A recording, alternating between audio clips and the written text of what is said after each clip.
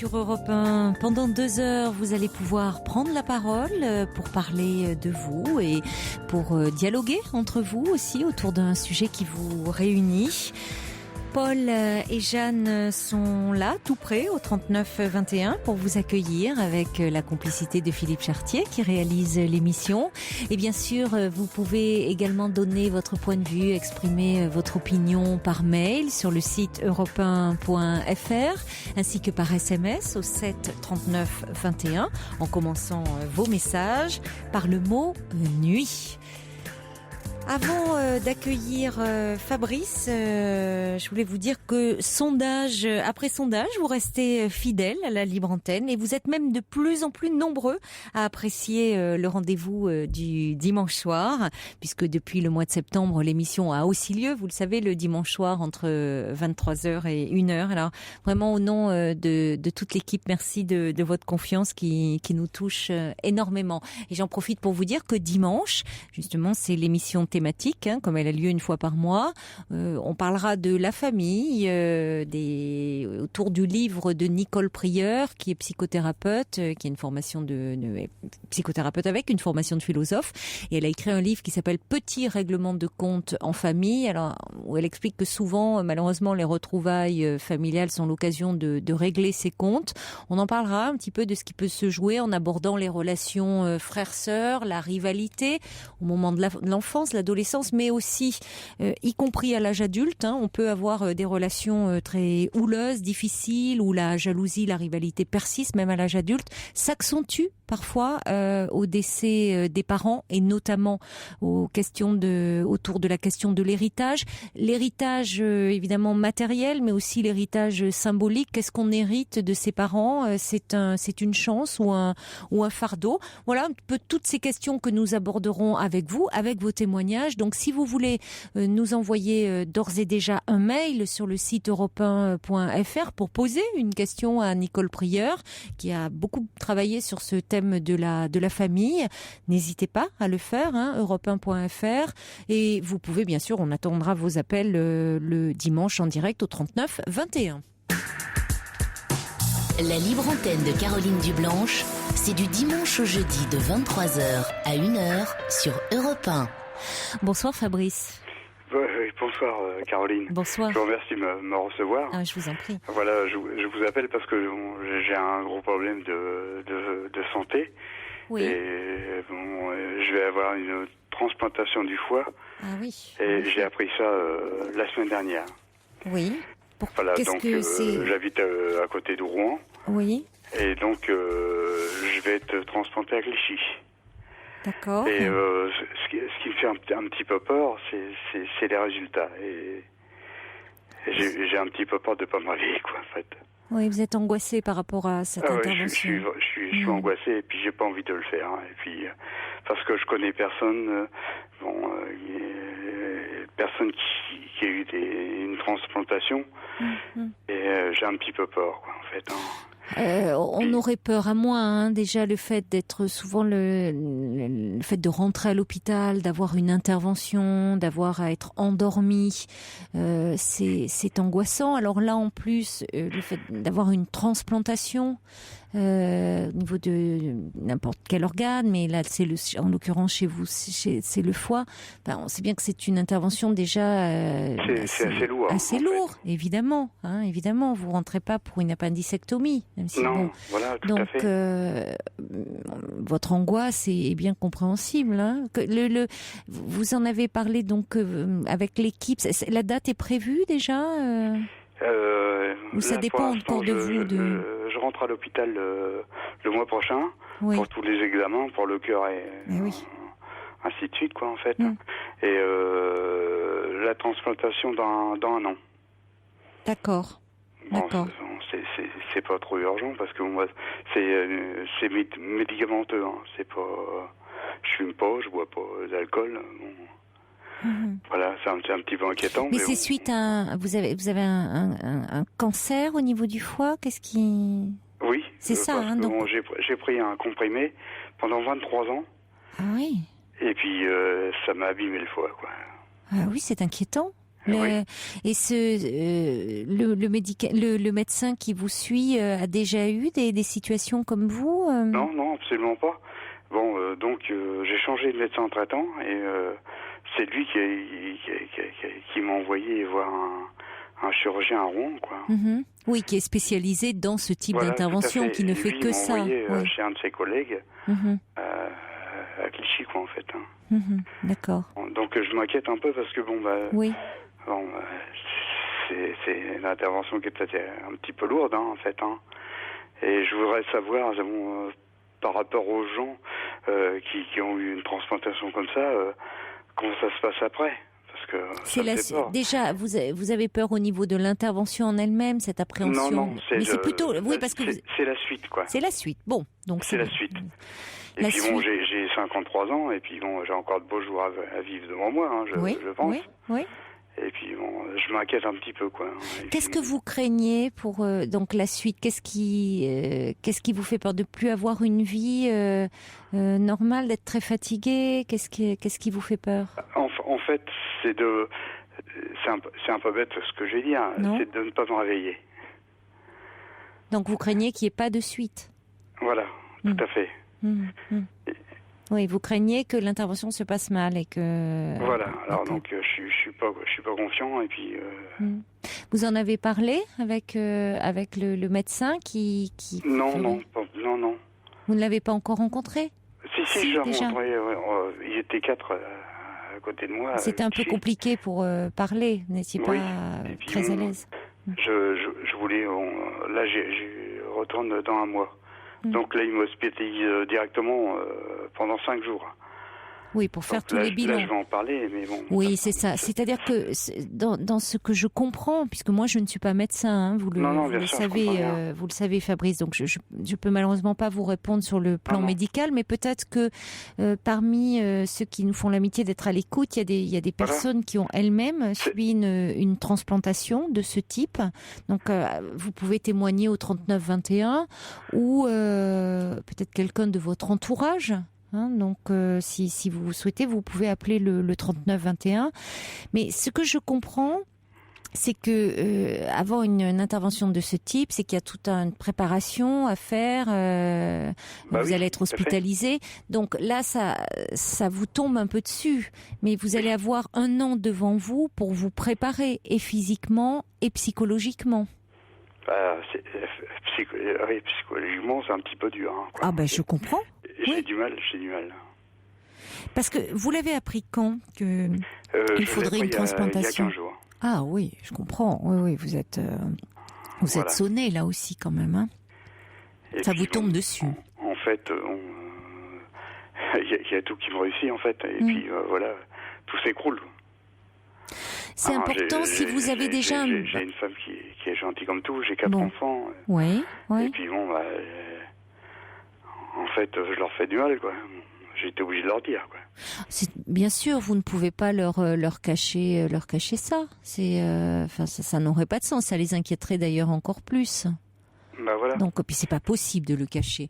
Donc, mais c'est important, vous savez, que vous soyez bien entouré comme ça. Que vous ayez, vous dites, une femme très aimante, très affectueuse, très... Ah oui, ça fait 32 ans qu'on est donc quand vous dites que vous leur faites du mal, c'est déjà vous qui ils s'inquiètent pour vous, mais comment ne pas s'inquiéter quand on aime quelqu'un, c'est évidemment. Oui. Mais pour autant, ils seront là aussi, ils seront à vos côtés, même si on est toujours seul dans ce genre, même bien entouré, on est quand même seul parce que c'est vous qui allez avoir à subir cette batterie d'examens et puis à aller au bloc, même si vous êtes très entouré. Mais bon, l'angoisse, l'épée de Damoclès, elle est sur votre tête. Donc c'est toujours une expérience comme ça très très personnelle. Mais le fait d'être entouré est un atout considérable. Et puis, entre-temps, vous allez, même si vous voulez, quand vous allez aller au rendez-vous avec le médecin, c'est bien si vous le pouvez d'être accompagné de votre épouse. Oui, elle est venue avec moi. Voilà. Parce que souvent... Vendredi dernier, on a découvert la chose, tous les deux. Et puis, voilà. Parce que si vous voulez danser, c'est tellement dense, il y a tellement ce poids de l'angoisse, on est tellement aussi dépassé, parce que quand on n'est pas médecin, c'est compliqué, même s'il faut en sorte de pas parler, de pas jargonner. Quand on est aussi directement concerné, il y a plein de choses où on sort parfois de l'entretien en se disant, je voulais poser telle question, et puis c'est passé à côté. Et puis il y a des médecins qui sont quand même plus accessibles humainement que d'autres. Donc c'est bien que quand on est accompagné d'une personne qui, elle, va pouvoir parfois poser la question que sur le moment on est trop submergé par nos émotions, elle peut poser des questions, elle peut entendre aussi. Voyez, entendre différemment. Vous pouvez reprendre après, voir si vous avez vraiment entendu la même chose. Et surtout, poser les questions à l'équipe qui va s'occuper de vous.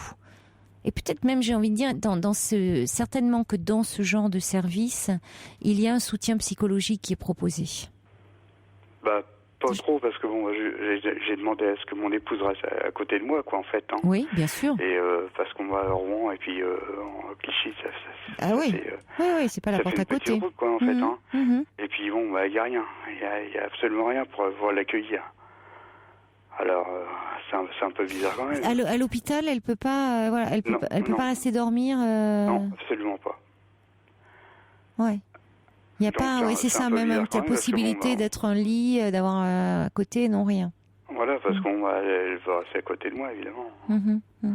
Alors, qu'est-ce qu'elle va faire? Elle va aller à l'hôtel? On a trouvé un hôtel, mais bon, c'est un petit peu onéreux, quoi, en fait. Ouais. C'est 60 € la nuit, hein. Ouais. Bon, et vous pourriez pas voir avec le service social de l'hôpital? Pour l'instant, on a demandé. Voilà. Non. Oui, vous avez bien fait de demander. Parce que... Parce qu'ils le font pour les enfants, mais pas pour les adultes. Oui, c'est vrai, bien sûr, oui. Pour les enfants, il y a des maisons d'enfants, il y a bien sûr, le parent peut rester dormir, mais c'est vrai que pour les adultes, oui, c'est plus compliqué. Non, mais voir peut-être avec le service social, s'il y a une possibilité d'aide, vous voyez, elle a forcément été confrontée à des situations de ce type, où, comme c'est un service de pointe, pour les transplantations, il y a des personnes qui viennent de toute la France. Oui, tout à fait, oui. Donc, il y a peut-être des relais, des réseaux que le service social pourra vous conseiller. Mon épouse a demandé au service social, et puis ça lui fait prendre le métro pendant une demi-heure jusqu'à Versailles. Et bon, évidemment, nous, on connaît pas trop la région. Oui, vous êtes un peu angoissé, tout ça, au départ, vous paraît... Mais tout vous paraît actuellement... Non, mais attendez, le métro, d'abord, c'est une ligne qui est sûre, là, le côté des Yvelines et autres, mais pour le moment, attendez, tout vous paraît une montagne, vous paraît... Mais oui, parce que ça vous tombe dessus, vous vous demandez comment faire, mais les choses vont se faire progressivement aussi, hein. Vous allez, voyez, c'est pas, c'est quelque chose qui se prépare. Donc là, vous êtes dans l'étape où il faut déjà que vous arriviez un peu à digérer cette nouvelle qui est angoissante. Et puis après, vous allez mettre concrètement, point par point, une organisation en place. Il y a une organisation qui va se mettre en place. Mais j'ai envie de vous dire, pour vous, Fabrice, vous vous occupez du côté enfin, vous dites que vous allez être prise en charge par une équipe, et que votre priorité, c'est de conserver le plus possible un bon moral, d'essayer de les examens. Vous pouvez vous centrer que sur cet aspect-là médical. Si en plus vous voulez prendre en charge tout l'aspect organisation, non, ça va pas être possible. Vous pouvez pas vous rajouter cette charge. Je vois ça un petit peu noir. Oui, parce qu'en ce moment vous avez des idées un peu pessimistes, puisque même vous dites, quand vous me dites, vous envisagez la suite, mais en fait le problème c'est pas tant la suite qui vous fait peur, c'est qu'il n'y ait pas de suite. Et je veux dire, je crois que n'importe qui, moi la première à votre place, aurait cette angoisse-là. Hein, parce que c'est pas une intervention. Déjà, rentrer à l'hôpital, une intervention, c'est anxiogène. Et puis là, c'est une intervention c'est angoissante. Simplement, vous êtes. C'est très lourd en plus. Oui, mais vous êtes dans un service de pointe avec des équipes qui ne font que ça. Donc, qui sont, mais hyper formées. Eux, c'est là où la grande différence, c'est-à-dire, et où parfois il y a des malentendus dans la communication d'ailleurs entre les équipes soignantes et les patients, c'est que quand ça nous tombe dessus, nous c'est tout notre quotidien, c'est qui est complètement chamboulé, c'est un tsunami là. C'est pour les équipes, elles, leur quotidien c'est ça. Leur quotidien, c'est ça. C'est-à-dire que c'est de faire des transplantations, donc quand je vous disais tout le service, certainement, que ça soit au niveau du service social, à mon avis, je serais étonnée qu'il n'y ait pas un psy dans ce service. Parce que on sait que tout ce qui concerne comme ça les transplantations, les greffes et tout, c'est très anxiogène. C'est très angoissant. Tu vas poser la question. Oui, vous pourrez poser la question. Oui. Pour pouvoir en parler. Parce que, vous voyez, chacun joue une partition. Hein, les médecins, l'équipe médicale vous allez poser toutes les questions qui vous angoissent. L'intervention, elle dure combien de temps? Quels sont les enjeux? Quels sont les risques? L'après, c'est-à-dire après une transplantation. L'intervention entre 5 et 15 heures. Bah oui, forcément. Oui. C'est tout, On va accueillir, vous souhaitiez des réactions et je remercie beaucoup Louise qui est avec nous au 3921 et qui a tout de suite appelé quand elle vous a entendu, Fabrice. D'accord. Bonsoir Louise. Oui, bonsoir. Bonsoir. Oui, j'appelle là pour Fabrice. Merci beaucoup. L'angoisse, mais merci Louise.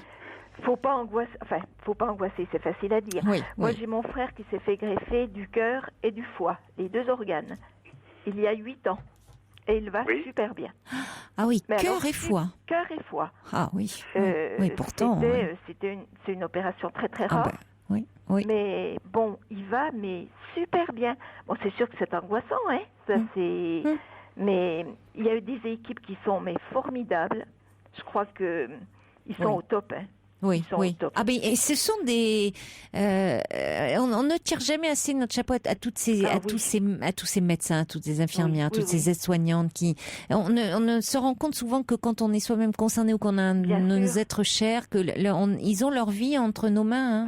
Tous les jours, ce sont des véritables héros, quoi. Et c'est pas ceux-là qui sont mis en avant, malheureusement. C'est angoissant, c'est certain. Mais bon. Je vous assure que quand je vois mon frère, maintenant il a retravaillé, là il retravaille, était à la retraite, mais il n'en arrête pas, il travaille, quoi. Ah, c'est formidable, il a repris son activité professionnelle, votre frère. Les médecins, parce que bon, là, c'est pareil, je suis un peu fatigué et tout. Non, mais je vais vous dire, il était très fatigué, il en avait pour très peu de temps à vivre, il en avait pour 1 mois. 5 ans. Ah oui. Et là, ça fait 8 ans. Ah oui, ça fait 8 ans. Oui, c'est formidable. Il avait quel âge, votre frère, Louise, quand il a été 52, 3 ans. D'accord, oui, jeune, comme vous, Fabrice. Oui. 53. Alors, ce qui est angoissant, c'est d'attendre le jour, quoi. Oui, voilà. C'est ça. Il faut toujours avoir le téléphone près de soi. Oui. C'est vrai que, bon, vous êtes appelé, vous savez pas quand vous allez être appelé. Donc, ça, c'est vrai, c'est angoissant, parce que, bon, vous pouvez pas trop sortir, pas trop... de peur de louper un appel, quoi, c'est ça. Oui, tout à fait, oui. De peur de louper un appel. Mais je vous assure, faut pas angoisser. Bon, ce qui est embêtant après, vous allez prendre des médicaments à vie, ça c'est certain. Oui. Mais bon, si c'est pour avoir une vie, être en vie et une bonne qualité de vie. C'est ça, oui, il y a cet aspect-là de médicaments à vie, mais il y a d'autres maladies, il y a d'autres cas de figure où on est amené à prendre des médicaments à vie. Le plus important, c'est la vie, et la vie aussi avec une bonne qualité de vie. Voilà, c'est ça. Parce qu'après, moi je vous assure, moi je remercie, mais si vous saviez, je remercie presque tous les jours la personne qui a donné, je sais pas qui c'est, on n'a pas le temps. Oui, bien sûr, mais si vous saviez, moi si j'y pense... moi je dis, le jour où c'est arrivé, il y avait une personne, une famille en peine et puis une autre dans la joie, quoi. Oui, tout à fait, oui. C'est ça qui est terrible aussi. Oui. Je comprends. Oui. Voilà. Mais je vous assure, je crois qu'il ne faut pas que vous angoissiez. Au contraire, il faut aller confiant. Alors, en tout cas, l'angoisse, elle est même tout à fait normale dans ces situations-là. On ne peut pas ne pas être angoissé, mais il faut pouvoir en parler, comme vous le faites ce soir, Fabrice, en appelant. Parce que souvent... ce qui me gêne un peu, c'est que je fais pleurer mon épouse, et puis Non, mais elle voit bien que... Mais parce qu'elle elle est aussi... J'ai perdu 8 kilos. Oh, ben... Et puis, bon, oui, mais c'est sûr, moi mon frère, il est gros comme... Je m'en fais... Il est gros, pas gros du tout. La semaine dernière, j'ai expliqué ça au chirurgien. J'ai même été payer mes obsèques. Oh, vous êtes fou. Oui, non, là. Oui. Ah ben oui, non. Ah non. Non, mais permettez-moi. Ben oui, il a eu raison de vous disputer le chirurgien. Parce que vous vous rendez compte, allez, on va mettre un peu de mots. Vous vous rendez compte, il prépare tout pour vous accueillir, pour préparer. Et il pourrait vous dire, écoutez, monsieur, alors, on se revoit pas, alors. Pourquoi on se revoit dans un mois? Vous n'avez pas confiance en moi? Eh ben oui. Voilà. Mais bon, vous avez besoin, vous savez, quand on est l'inconnu, c'est ce qu'il y a de pire. C'est ce que nous appréhendons tous, l'inconnu. Ben, bien sûr. Donc on a besoin de se rassurer, d'anticiper les choses, de préparer, de donner du sens. Alors ça peut paraître évidemment énorme, mais le fait d'avoir été préparé, d'être passé dans un service d'obsèques, c'est au moins là vous avez un contrôle sur ce qui vous échappe complètement. Ah oui, non mais. Paradoxalement. Oui. Bon, mais dans les faits, tiens, j'ai un message, j'ai beaucoup de messages qui arrivent pour vous, Fabrice. Ah bon? Qui dit moi-même greffée, j'ai connu cette angoisse de ne pas me réveiller. Mais cher Fabrice, comme me l'avait dit l'anesthésiste qui m'a préparé, les greffons sont tellement rares et précieux que toutes les précautions sont prises pour ne pas perdre un patient. Alors ça peut paraître cynique parce qu'on se dit finalement c'est vrai que mais vous l'avez dit, vous l'avez dit vous-même Louise, c'est pour ça que je me permets de le reprendre. C'est oui, pour ça il y a une famille qui est plongée dans la douleur à ce moment-là parce qu'elle perd quelqu'un de cher et qui en même temps fait ce don qui est le plus beau des dons, de dire voilà, oui, je suis d'accord pour donner un de mes organes, et une autre qui est dans l'attente, l'angoisse bien sûr, mais aussi l'espoir qu'il va y avoir un avenir meilleur. Par contre, c'est sûr, moi quand j'ai vu partir mon frère au bloc parce que j'étais avec lui, c'est terrible parce que c'est vrai qu'on a peur, mais c'est normal parce qu'on ne sait pas ce qui va se passer. Oui. Donc, si vous voulez, c'est pour ça que ces équipes, elles sont tellement dans ces questions essentielles de vie et de mort que elles sont au cœur de tout ça. Et comme le dit cette auditrice, c'est vrai qu'ils savent à quel point la vie est tellement précieuse. Ils prennent toutes les précautions. Il y a Florence qui dit n'hésitez pas à écrire vos questions à l'avance pour ne pas en oublier. Florence qui est de tout cœur avec vous. Musarène qui dit vous pouvez voir aussi auprès de votre mutuelle, peut-être pour les possibilités de remboursement par rapport aux frais d'hébergement. Enfin, il y a peut-être une possibilité comme ça. Quelqu'un qui dit. Mon épouse travaille au centre hospitalier à Rouen. Alors, donc on a le mutuel là-bas. Oui. Alors, il y a aussi quelqu'un qui dit n'essayez de pas trop vous en faire. Je connais un monsieur très bien qui a été opéré comme vous. Tout s'est bien passé. Il a même refait du vélo. Il faut vraiment avoir confiance, comme vous le dit Louise. Et puis Luna qui dit, comme Florence, notez même vos questions. C'est tout à fait admis. Bien sûr que c'est admis. Vous faites une liste de questions. 1000 pensées de courage. Elle dit dans ces services, il y a forcément des psys. Vous pouvez vous adresser à eux, dit Ninon. Et puis un autre message aussi. Gabriel des Hauts-de-Seine qui dit que Fabrice demande à parler à l'anesthésiste, il saura vous expliquer, vous accompagner avec la présence d'un psychologue. Donc vous allez avoir le temps de préparer comme ça. Il y a Étienne qui nous envoie un mail qui dit ma femme a eu une greffe de foie à 57 ans. Tout s'est très bien passé. Elle va très bien aujourd'hui. Elle a 62 ans maintenant. Elle a été opérée en Allemagne, une clinique spécialisée pour les transplantations. Bon. Mais enfin voilà, elle est opérée à 57 ans, elle a 62 ans, elle va très bien. Et puis Brigitte qui dit, je voulais dire à Fabrice qu'il est normal qu'il soit aujourd'hui dans ce brouillard, mais qu'il peut le traverser. Mon fils a été transplanté après plus de 25 interventions lourdes. Le cœur, les reins, la colonne vertébrale. 15 ans aujourd'hui qu'il revit. Il pourra poser beaucoup de questions lors de son bilan, mais qu'il se rapproche aussi des associations de malades transplantés avec qui il pourra aborder tout et n'importe quoi, car rien n'est ridicule, mais qu'il y aille en confiance, qu'il se concentre sur lui, le reste, y compris sa famille, tout rentrera dans l'ordre et en temps et en heure. Ce n'est pas le trou noir qui vous attend, mon cher Fabrice, mais un renouveau.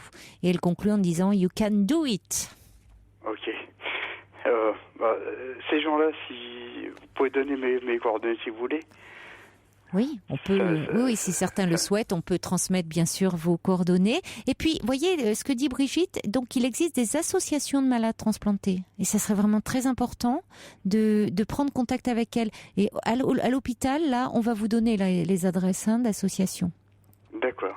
Parce que c'est important pour pouvoir poser aussi les questions, avoir des partages d'expériences comme vous avez pu le faire un peu avec nous ce soir, mais des personnes qui le vivent, qui l'ont traversé, et vous pourrez comme ça faire le point. Et il y a First Lisa qui dit allez-y confiant, et surtout donnez-nous de vos nouvelles. Oui. D'accord. J'y manquerai pas. Bon. On est tous avec vous. On pense bien à vous, mon cher Fabrice. Merci Caroline. Merci à vous de votre confiance, et merci beaucoup Louise pour votre présence réconfortante. Merci Louise, et merci à vous tous qui avez encore une fois répondu présent comme vous savez le faire. Au revoir Fabrice, au revoir Louise. Pour parler à Caroline Dublanche, appelez le 39 21 34 centimes les minutes. Europe 1. Alors nous partons, je ne sais pas si c'est à Saint-Étienne ou à Lille, vous allez me le dire mon cher Yann Riquiel. Oui, bonsoir Caroline. Bonsoir Yann. Excusez-moi d'interrompre. Je vous en prie. On est à Saint-Étienne ou à Lille? Je sais que c'est la Saint-Étienne, le stade mythique de Geoffroy Guichard. Vous savez, le stade qui a fait la réputation des Verts de la période 76. Et on est à un moment crucial de cette rencontre, en demi-finale de Coupe de la Ligue, puisqu'il s'agit de la séance de tir au but qui vient de débuter. Les Stéphanois ont inscrit le premier tir au but, 0-0 à l'issue de temps réglementaire pour cette demi-finale de Coupe de la Ligue, et les Lillois qui égalisent à l'instant, donc un but partout dans cette séance de tir au but. Il y aura 5 tirs de chaque côté pour départager les deux équipes, avec au bout pour le vainqueur un billet pour la finale de la Coupe de la Ligue au Stade de France en avril prochain. Merci beaucoup mon cher Yann. À tout à l'heure. À tout à l'heure.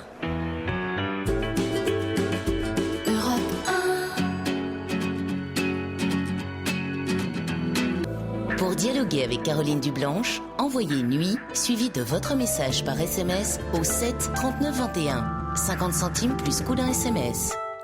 Et vous pouvez également appeler le 39 21 puisque nous sommes en direct comme tous les soirs entre 23h et 1h. Bonsoir Maude. Oui, bonsoir Caroline. Bonsoir. Je vous remercie de m'avoir appelé. Je remercie également Paul pour son humour.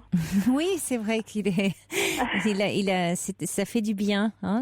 Il est charmant aussi, entre autres pour cela, parce que il fait beaucoup de bien, y compris à l'équipe d'ailleurs, parce qu'il a beaucoup d'humour. Oui. Alors moi je vous appelle en fait parce que je suis submergée par un drame en fait qui s'est produit début décembre. Oui. C'est-à-dire qu'en fait mon frère a mis fin à ses jours sans que rien ne pouvait laisser penser une chose pareille, quoi. Il y avait rien en... Ah oui. Ouais. Et en fait, je sais pas pourquoi, quoi. Ça s'est passé sur le lieu de son travail. Oui. Ça fait comme si, pour moi, c'était, en fait, c'était un fantôme, parce que pour moi, c'est comme si il représentait. J'ai du mal à accepter son départ, et puis en plus le fait de pas savoir pourquoi, quoi. Il y a aucune explication sur son il n'a geste. pas laissé de lettres, il n'a pas parlé à quelqu'un. Non, à notre connaissance, non. Donc que ce soit auprès de ses proches. Ça s'est passé, c'est vrai, sur le lieu de son travail. Mais, oui, vous voulez dire par là que c'est pas anodin, c'est symbolique d'avoir choisi ce lieu-là. C'est possible, mais comme un message qu'il aurait laissé. Il n'avait pourtant jamais évoqué de difficultés dans son travail. De difficultés. de difficultés. Bon, on peut avoir des difficultés dans son travail, mais de quelque chose qui lui pesait, au point d'avoir un acte aussi extrême, aussi violent vis-à-vis de lui-même, non. Oui, ça malheureusement, c'est ça, c'est ce qui laisse l'entourage dans un aussi grand, désarroi. C'est que c'est cette incompréhension, mais parce que la personne elle-même parfois dans un geste suicidaire il y a quelque chose qui n'est pas forcément prémédité et qui peut être à un moment quelque chose de très pulsionnel. Mais bon, quand vous dites oui, ce n'était pas au point, pensiez-vous, d'en arriver malheureusement à ce geste fatal, mais il avait évoqué des problèmes Oui, il avait évoqué des problèmes. Il était assimilé fonctionnaire, si vous voulez. Il avait évoqué des problèmes par rapport à une mutation qui lui avait... qu'il ne le satisfaisait pas vraiment, mais bon, au final, en parlant, ça semblait aller, quoi. Et de plus, c'était quelqu'un qui n'avait pas une personnalité. Jamais on aurait pensé. Il y a des gens qui sont facilement déprimés, qu'on sent fragiles et tout, alors que là, c'était pas du tout. S'il y a bien une personne, jamais on aurait pensé ça, quoi. C'est pour ça que c'est extrêmement violent, quoi, parce que c'est quelqu'un qui semblait en pleine santé, qui semblait bien dans sa vie. Oui, jamais eu d'épisode dépressif, jamais évoqué des angoisses particulières. Il vivait seul, il était en couple. Non, il a une épouse, des enfants qui sont déjà grands. Mais il n'y avait pas de difficulté, à ma connaissance, du moins il n'y avait pas de problème de délinquance avec ses enfants. C'est des enfants qui ont réussi brillamment leurs études, qui ont une vie professionnelle. Donc ça vous laisse en pleine interrogation, voilà, plein désarroi. Il n'y a pas de. Oui, puis c'est complètement. C'est complètement révoltant, quoi, parce que en plus je me dis pour qu'il en soit arrivé à une extrême pareille, je pense à la souffrance qu'il a dû avoir, quoi. Ça fait mal, quoi, parce que de se dire on n'a rien vu et puis personne. Vous en voulez de pas avoir vu, j'en veux. J'ai des moments de colère. Je sais pas d'ailleurs vers qui et vers quoi me tourner ma colère, parce qu'en fait, comme on ne sait pas, si vous voulez, c'est quand on connaît la cause du décès d'une personne, mais là. Vous savez, Maude, il n'y a jamais une cause. Il y a quelque chose c'est rare qu'il y ait une cause bien définie. Ou alors on peut avoir dans des cas de pathologie mentale, pendant une souffrance tellement aiguë que parfois c'est là où il peut y avoir un côté comme ça très impulsif, un passage à l'acte très impulsif, parce que la souffrance est trop forte et on veut qu'elle s'arrête, et malheureusement à ce moment-là les personnes ont le sentiment de n'avoir pas d'autre cours que ce passage à l'acte. Mais sinon, dans un suicide, il y a souvent de multiples causes. Parce que même vous cherchez dans l'environnement, ce qui est bien compréhensible. Moi, je cherche à comprendre. Oui, mais bien sûr. Mais si vous voulez et c'est vrai que la personne y ait pensé avant, qu'elle agisse apparemment sur un coup de tête, entre guillemets, il y a au moins les raisons qui poussent au suicide, elles sont souvent de deux ordres. C'est-à-dire qu'il y a ce qui est en jeu, des difficultés que rencontre la personne dans sa vie présente, mais pour en arriver à un geste aussi grave, aussi dramatique, il faut que ça entre en résonance avec des éléments de son passé et qui sont devenus inconscients. Souvent. Mais ça va résonner. Ça va résonner de manière tragique. Et c'est ça qui est douloureux aussi, si vous voulez, c'est de se dire si seulement il avait pu téléphoner, si seulement on avait pu parler un petit peu. Oui, mais je pense qu'il n'a pas pu le faire parce que, comme je vous dis, il y a des raisons inconsciente. Ouais. Et donc, à un moment, c'est, si vous voulez, le présent ne sert que de détonateur. Les racines très profondes, elles sont toujours à rechercher dans le passé. On marque une pause, je suis vraiment désolée, mais on doit partir à Saint-Étienne, retrouver Yann Riquel. Oui, Yann, le match est terminé ? Oui, tout à fait, Caroline, dans une ambiance indescriptible. C'est Saint-Étienne qui l'a emporté à l'issue d'une séance de tirs au but interminable. 7 tirs au but à 6 en faveur des Stéphanois. Le public est en train d'envahir la pelouse. C'est une joie énorme ici à Saint-Étienne, puisque cela faisait 30 ans que les supporters stéphanois attendaient une finale de Coupe nationale à Paris, au Stade de France. Et les Stéphanois ont finalement réussi, eux qui sont passés tout près de la correctionnelle, puisqu'à l'issue de la première partie des tirs au but, ils étaient menés 4 tirs au but à 3. Et Florent Balmont, le Lillois, qui a eu la balle de qualification au bout du pied, il a raté son dernier tir au but qui est venu mourir contre le poteau de Stéphane Ruffier. Et finalement, eh bien, c'est l'autre Lillois, Idrissa Gueye, qui a raté son tir au but alors que Saint-Étienne menait 7-6. Saint-Étienne est donc qualifié pour la finale de la Coupe de la Ligue en battant Lille au tir au but. Merci Yann Riquel. Bonne soirée. Jusqu'à 1h sur Europe 1, Caroline Dublanche. Désolée Maud pour ce contretemps, c'est l'actualité foot là ce soir. Oui, oui vous me disiez. Oui, alors du coup, en fait, c'est difficile. Du coup, c'est carrément le cataclysme, quoi, parce que en ce qui me concerne, c'est comme un cataclysme. Déjà que j'avais eu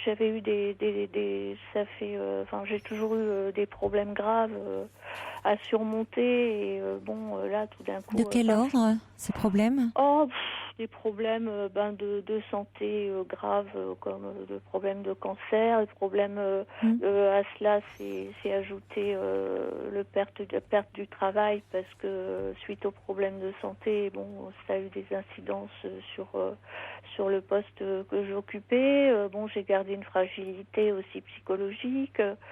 J'ai eu des problèmes de couple aussi importants, avec violence conjugale et tout ça. J'ai eu plein de choses qui se sont accumulées.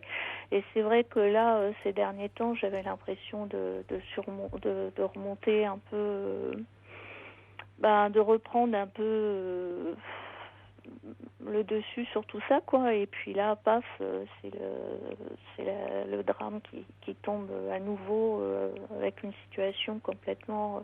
Puis alors maintenant, j'ai peur de me projeter. Et ce que j'ai peur aussi, si vous voulez, c'est du fait comme ça que mon frère ait pu avoir cette réaction-là, quoi. Oui. Je crains pour en fait, j'ai peur pour les autres, pour moi-même, mais pour les autres membres de la famille, quoi. Ça vous angoisse? Oui, parce que c'est pour ça que vous aimeriez donner du sens et comprendre. Oui, parce que ce frère, au fond, vous le pensiez comme quelqu'un de fort, lui, qui avait une vie plutôt heureuse par rapport à votre vie à vous, que vous décrivez difficile, où vous avez traversé beaucoup d'épreuves, ou malgré cela, vous décidez, comme vous le pouvez, tant bien que mal, j'imagine, mais de les surmonter. Ce frère, lui, vous paraissait un pilier solide, et là, du coup, ça vous laisse d'autant plus démunis de dire ce pilier qui s'effondre. Vous étiez proches tous les deux? Oui. Il y avait une certaine complicité, parce qu'il y avait qu'un an de différence. Donc, en effet. C'est vrai que enfant, c'est la complicité, adolescent, jeune adulte, et puis après, chacun fait sa vie. Il y a quand même une distance après, forcément, parce que du fait des distances et géographiques et de par la vie de chacun, quoi, même tout en restant quand même unis et en se retrouvant plusieurs fois dans l'année dans la famille, etc. Mais je veux dire, oui, c'est vrai que c'était comme quelqu'un de fort, de fort, et puis qui n'aurait pas été fragile, quoi. De solide, quoi. Oui, en tout cas, qui ne parlait jamais de difficultés, de ce qu'il pouvait ressentir, pas plus. Moi, je savais que je savais bien, justement, le connaissant, je savais bien que c'était quelqu'un qui avait une sensibilité comme tout le monde, évidemment, mais ça semblait être quelqu'un de solide, quoi. C'est pour ça que je me dis que pour qu'il en soit arrivé à une extrême comme ça, il faut vraiment qu'il se soit passé quelque chose, ou alors, comme vous dites, il y a des choses du passé. Oui. Mais vous savez, je vais même dire par là que il peut y avoir dans ce passé, il peut même y avoir quelque chose dans les générations passées. On peut se repasser des valises, des grosses valises, des conflits, des douleurs qui n'ont pas été réglées.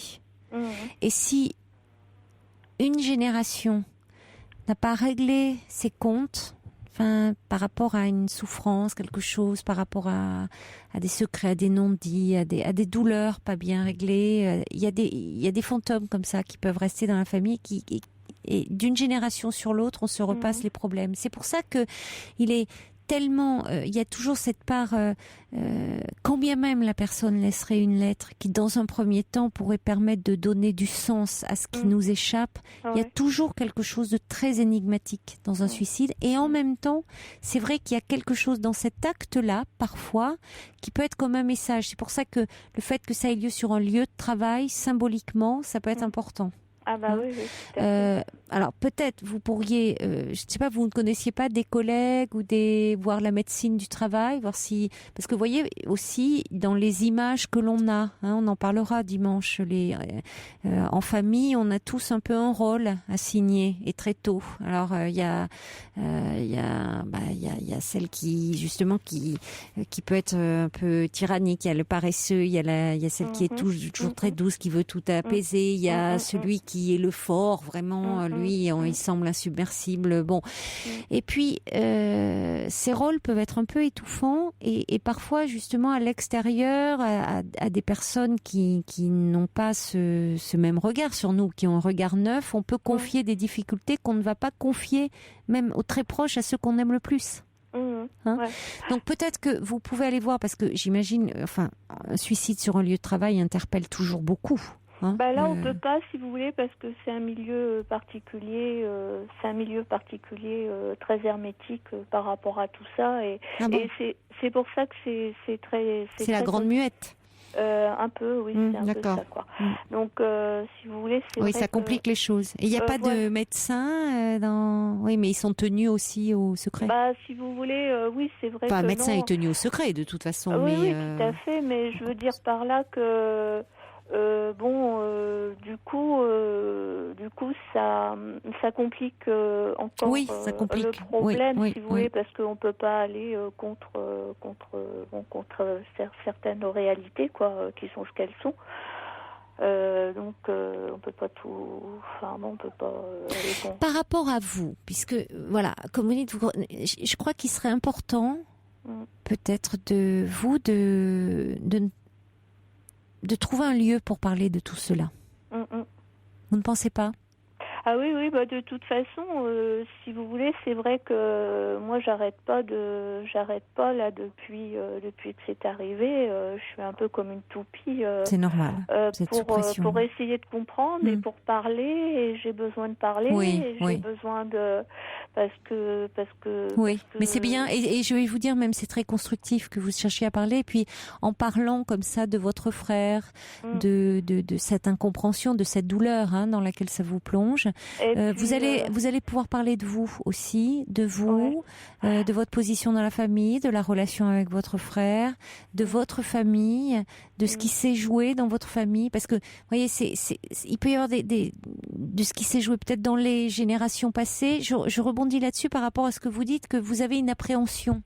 Comme si lui, qui était l'élément solide, se suicide, alors qu'est-ce qui va advenir des autres ? Ça ne veut rien dire, parce que justement, derrière ces étiquettes, vous voyez, vous pouvez, vous avoir des ressources que votre frère, qui est apparemment très fort, malheureusement, quand ça craque très fort aussi. Qui était équilibré, posé, intelligent, qui semblait... mais à un moment, on peut être submergé par quelque chose qui, comme je vous le disais, il y a le détonateur dans le présent, évidemment. Il y a quelque chose qui amorce, qui fait...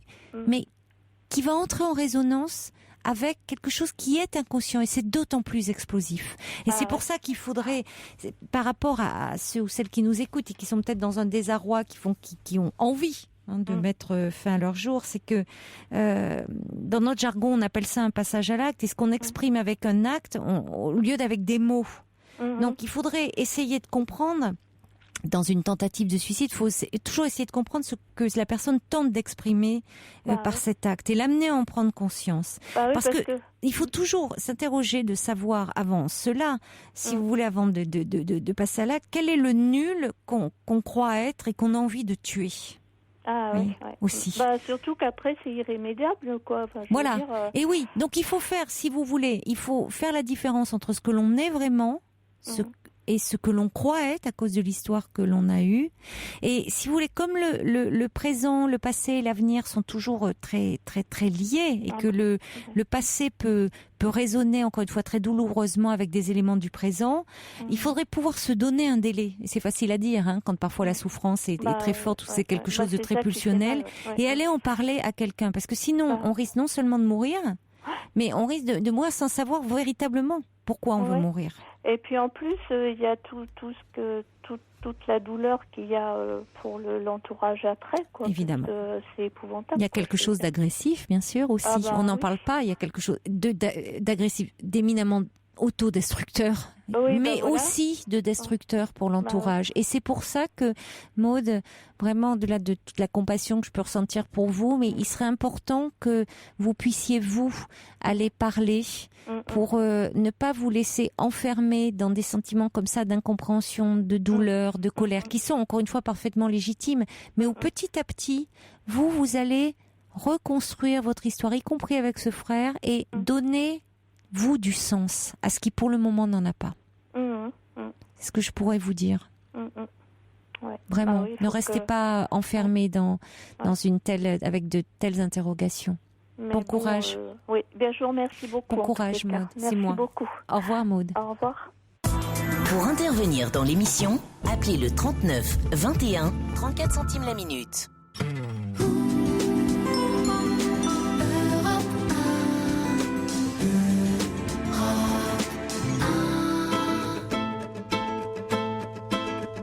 On se réveille chacun.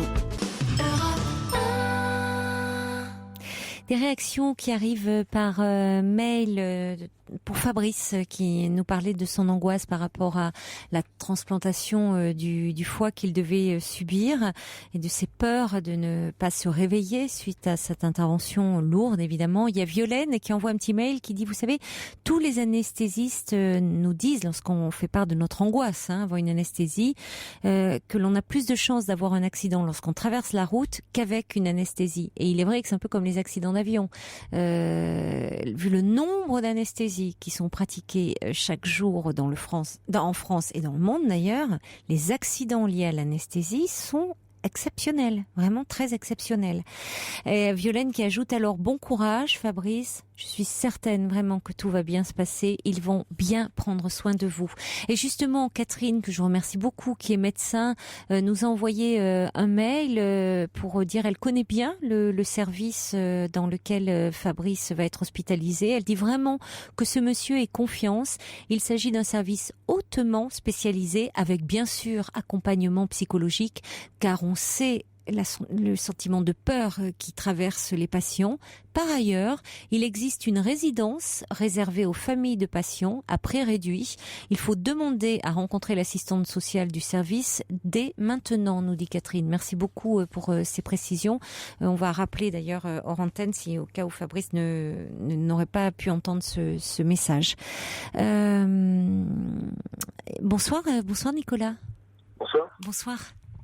Oui, donc moi je vous appelle, c'est pour parler en fait d'un sujet des hommes battus qui sont assez violentés par leurs femmes et dont moi j'en fais partie en fait et j'aimerais en fait avoir des conseils, voire même comment on pourrait me diriger pour pouvoir faire des démarches plus ou moins pour pouvoir changer un peu les choses quoi par rapport à ma situation. Oui. Et donc voilà, en fait, je vous explique que moi j'ai une épouse, ça fait 8 ans que nous sommes mariés. Oui. Et ça fait 14 ans que nous sommes ensemble. Oui. Et notre histoire avait mal commencé parce qu'il y avait un peu la famille plus ma mère de mon côté qui n'acceptait pas du tout l'union que j'entreprenais avec mon épouse. Et je pense que elle, en fait, jusqu'à nos jours, 14 ans après, elle a encore beaucoup de rancune, même si tout cela s'est réparé par la suite. Allô ? Oui, je vous écoute, mais oui, ça va être le journal, donc c'est pour ça que vous entendez la petite musique. Donc D'accord. je vous propose, on va marquer une pause, le temps des infos, et on se retrouve après, Nicolas, d'accord ? Ne raccrochez pas, hein, à tout de suite. Merci.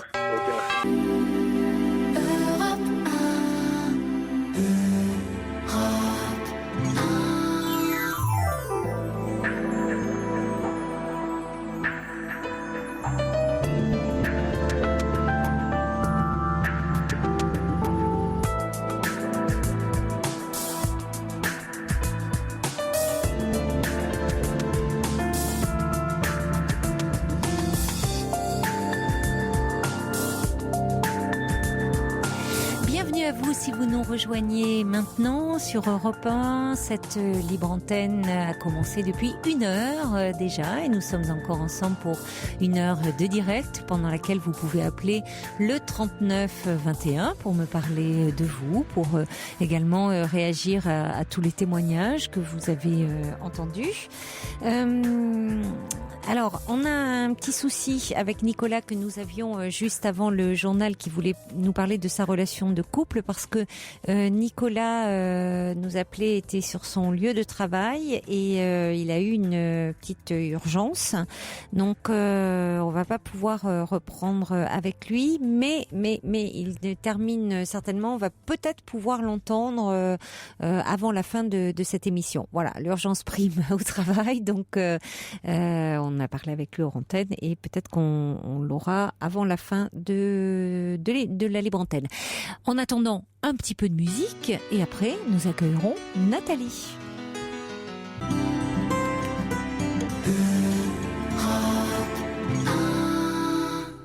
Vous voyez, si c'était moi qui faisais la sélection musicale, vous en auriez marre, parce que vous voyez, je suis un peu obsessionnelle, donc il y a des tubes comme ça que j'aime, alors je vous les passerai en boucle, tous les soirs. Vous voyez, quand j'aime, je compte pas, donc tous les soirs, vous auriez un peu du Zazie, du Ten Sharp, Bon, donc heureusement que c'est pas moi qui m'occupe de la sélection musicale de l'émission. Bonsoir Nathalie. Bonsoir Caroline. Bonsoir. Je suis contente de vous avoir. Moi aussi. J'écoute bien vos émissions, j'écoute bien des histoires qui pourraient quelquefois m'aider. Puis bon, voilà, aujourd'hui j'ai eu envie de... Voilà. Oui, de parler. Je sais pas comment commencer. Je suis très embourbée dans une relation amoureuse depuis 23 mois et j'en souffre parce que cette relation pendant 3 mois, elle a été comme sur un nuage, c'est-à-dire qu'on se voyait le dimanche, on s'envoyait des gentils textos et la vraie relation amoureuse, elle a commencé, vous voyez, 4 mois après. D'accord. Ouais. Et notre relation amoureuse, elle a commencé avec un problème. Il faut vous dire que moi, je suis restée 10 ans seule et lui, il était séparé depuis 8 mois. Oui. La parenthèse. D'accord. Et notre relation, elle a commencé avec un problème de libido. D'accord. Ouais. Voilà. Qu'est-ce qui se passait d'érection. D'accord. Voilà. Il avait du mal à avoir une érection ? Oui. Et moi, je sentais bien que ça n'allait pas, mais vous savez, j'étais un petit peu... C'est ennuyeux de... Voilà. Et c'était là que dès le début, ça s'est mis en place. Je sentais que c'était pas... comment vous dire c'était pas... Je me suis même sentie, vous voyez, au départ, alors que heureusement qu'on a eu 3 mois, vous voyez, comme ça, à se voir. Oui, à apprendre à vous connaître. Voilà, ça n'a pas été une rencontre tout de suite. Je vais vous dire une bêtise, mais comme un temps de fiançailles. Oui, non, c'est très joli, c'est pas une bêtise. Oui, je comprends. Ouais. Voilà, et puis moi, pas d'homme pendant 10 ans, depuis 10 ans, oui. Donc c'était bien pour vous, c'était un redémarrage en douceur finalement. Ces temps de fiançailles, je veux dire. Voilà. Ouais. Oui, ça nous plaisait comme ça, et puis voilà. Et puis, il s'est avéré qu'il a eu des problèmes, puis il a eu beaucoup de mal à m'en parler, sauf que je ne sais plus comment ça s'est développé, mais enfin, on arrivait à dire, écoute, là, je comprends pas, soit que t'as pas envie de moi, là, vous voyez. Oui, vous êtes posé des questions, surtout que depuis 10 ans, vous, il y avait un décalage. Vous n'aviez pas eu de vie sexuelle, de vie amoureuse, et vous vous retrouvez face à cet homme qui a des problèmes d'érection. Et qu'est-ce qu'il en disait, lui? Alors, justement, il me disait c'est pas lié à vous, forcément, hein, c'est... Ouais. Voilà. Alors, ça fait que 9 mois après, d'un commun accord, parce que moi, je lui ai posé la question s'il avait déjà eu des problèmes comme ça avant. Oui. Et il m'a dit qu'il prenait un cachet pour le cœur. Je vous donne pas le nom, mais c'est un bêta-bloquant. Et il m'a dit qu'il l'avait augmenté. Et puis que, voilà, bon, il m'explique tout ça. Et oui, ça joue. Il me dit que même pendant sa rupture, il a été déprimé avant de rompre vraiment. Oui. Et ça, c'est ce qu'il me dit, mais qu'il n'avait pas eu de problème d'érection. Oui, mais il n'avait peut-être pas augmenté la dose comme ça, comme il a fait. Enfin, c'est son médecin qui lui prescrit ce bêta-bloquant, j'imagine, le cardiologue. De toute façon, il est obligé de le prendre. Ah ben oui. Oui, mais avec cet effet secondaire d'absence d'érection, mais il disait qu'il n'avait pas ce problème-là quand il était même en période de rupture, c'est-à-dire qu'il avait des érections matinales, certainement. C'est ce qu'il m'a dit, Oui. Il m'a dit, Mais moi, j'ai pas approfondi parce que vous savez, c'est un peu. Oui, c'est un peu délicat quand on n'a pas d'intimité. Exactement. La conclusion, c'est qu'on est allé. J'ai réussi à dire, écoute, on va aller voir un sexologue. Ou tu vas aller voir un sexologue. Et là, j'ai été contente. Parce qu'il m'a dit, écoute, j'ai rien à cacher, tu vas venir avec moi. Donc j'étais contente, vous voyez, comme c'est une belle preuve d'amour, de confiance. Oui. Voilà. Mais de ça, comment dire, ce médicament, il coûte cher, donc quand il a, ça allait, mais il était peut-être mal dans sa peau, j'en sais rien. Quel médicament? Le médicament pour le cœur ou pour l'érection? Non, le médicament pour l'érection après. Ah oui, parce que c'était compatible avec ce qu'il prenait, ces comprimés pour le cœur. C'était compatible. D'accord, donc il prenait la fameuse petite pilule bleue où il en existe une autre pour pouvoir avoir une érection. Une autre, oui, d'accord, une autre, voilà, oui. Autre. C'est pas celle-ci, donc c'est il l'autre. la prend soit 3 heures avant ou la sexologue lui avait dit, puisque vous voyez madame, par exemple, au milieu de la semaine et le week-end, vous la prenez le matin quand vous allez la voir, voilà. Oui, d'accord. Et ça marche bien, là? Pour moi, c'était nouveau tout ça. Oui, bien sûr. Voilà. Oui. Et même si j'ai eu un désir amoureux, je me sentais pas ni coincée, ni non. Vous voyez, c'est lui qui m'a redonné confiance. Et vous, le désir était présent. Ça n'a pas trop entamé votre désir malgré ces problèmes au début. J'en étais même amoureuse parce qu'il y a eu ces 3 mois. Oui. Même qu'au départ, il ne me plaisait pas. Et vous voyez, il a su par son... Vous séduire par sa personnalité. Voilà, en grattant, j'ai trouvé que c'était une personne qui était bien, quoi. D'accord. Voilà. Et il s'est avéré que après, il y a eu plein de fuites. C'est-à-dire, sur les 23 mois, il a fui au moins 12 fois. Souvent par texto, en disant qu'il y avait trop d'interdictions, qu'on n'était pas du même monde, qu'on n'avait pas les mêmes priorités. Après, moi, j'avais vu que, vous savez, je vais vous dire une bêtise, mais il prenait 3 verres de vin le midi quand il était avec moi en va de manger, 3 verres de vin le soir avant de manger. Et quelquefois, je lui disais que la boisson me faisait peur, puis j'avais remarqué que quand on sortait, il buvait jamais d'eau. Enfin bref, vous voyez, ça a été un moyen, une fuite. Il m'a dit, là, ça a été trop d'interdictions. Ah, c'est ce qu'il vivait mal, D'accord. Voilà. Donc, moi, j'apprends aussi. Donc, j'ai su, moi, en parlant un petit peu à mon médecin, qu'il ne fallait pas dire les choses comme ça, peut-être. Ne pas interdire. Donc, qu'ils ne le vivent pas, comme une interdiction. Voilà, oui, votre médecin a raison. Mais vous savez, on ne sait pas tout. Non, ça vous faisait peur. Mais à chaque fois, Voilà.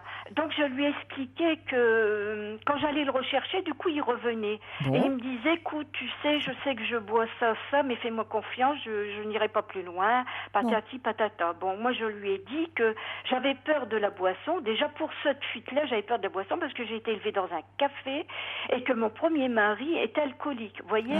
Donc j'ai pas su faire la part des choses en disant, j'ai peur de l'alcool et je ne veux pas que tu boives, vous voyez. Oui, ça vous angoissait trop en fait. Je sais oui, alors que visiblement il gère et puis à la limite c'est pas comme si vous étiez que vous partagez un quotidien avec cet homme. Vous vous voyez de temps à autre. Après tout, si lorsque vous vous voyez, il n'est pas ivre et que en tout cas même s'il n'est pas ivre, que le comportement de l'alcool n'entraîne pas des comportements violents ou un peu obscènes. Alors ce m'a dit mon médecin, vous voyez. Donc ne pas interdire, c'est à lui à en prendre conscience. Oui, bien sûr. Donc, mais c'est quelqu'un qui est très susceptible et il prend tout. Alors, je ne sais pas si vous voulez. Donc après, j'ai peur de me retrouver à la rue parce que la première fois, il a eu une séparation. La deuxième fois, c'est-à-dire, il a vécu 22 ans avec une personne. Il a eu 4 enfants. Dans son mariage, il a eu une maîtresse, sa belle-sœur, pendant 8 ans. Oui. Et il a quitté sa femme pour être avec cette dame, sa belle-sœur. D'accord. Et vous savez, pour moi, c'est dur aussi tout ça. Hein. Oui, c'est particulier. Et il a eu 2 jumelles. Vous voyez, 2 jumelles. Et ça n'a pas fonctionné non plus parce qu'il disait qu'elle était très jalouse, tout ça. Et moi, je lui tendais des perches, je lui disais, mais c'est normal qu'elle soit très jalouse puisque vous vous êtes connus dans un... Comment je peux dire ça, extra-conjugal, je sais pas comment on dit ça. Dans une liaison, dans un cadre extra-conjugal, donc elle pouvait se dire qu'il pouvait aussi recommencer. Voilà. Alors je lui disais, je comprends pas, puisqu'elle a eu une belle preuve d'amour, puisque tu as quitté ta femme, tes 4 enfants, tu as su faire le pas, vous avez eu 2 enfants, mais il me dit, elle me croyait pas quand j'allais à la pêche, tout ça. Et elle m'interdisait, oui aussi, donc c'est pour ça qu'il est très maintenant réactif. Oui, il est très prêt. Bon. Mais entre vous, quand il revient, il s'en va. Bon, par moment il fuit, mais quand vous allez le chercher, il est toujours disposé à revenir. Il est il revient, mais ça ne dure pas longtemps parce que après c'est revenir et refuir pour. Vous lui avez demandé qu'est-ce qui se passait, c'est-à-dire pourquoi finalement quand vous reprenez contact avec lui, pas dans les premiers temps où vous reprenez contact, mais dire qu'est-ce qui le fait fuir, qu'est-ce qui fait qu'il met un terme à la relation. Moi je crois qu'il est rempli de peur. Ouais.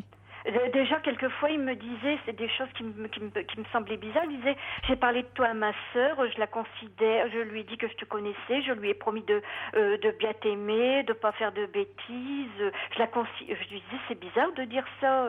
Je la considère comme ma mère. Je dis, mais quand même, c'est notre histoire. Vous voyez, on est différents, hein. Et voilà, et même une fois il est parti, je lui ai même laissé un message en disant.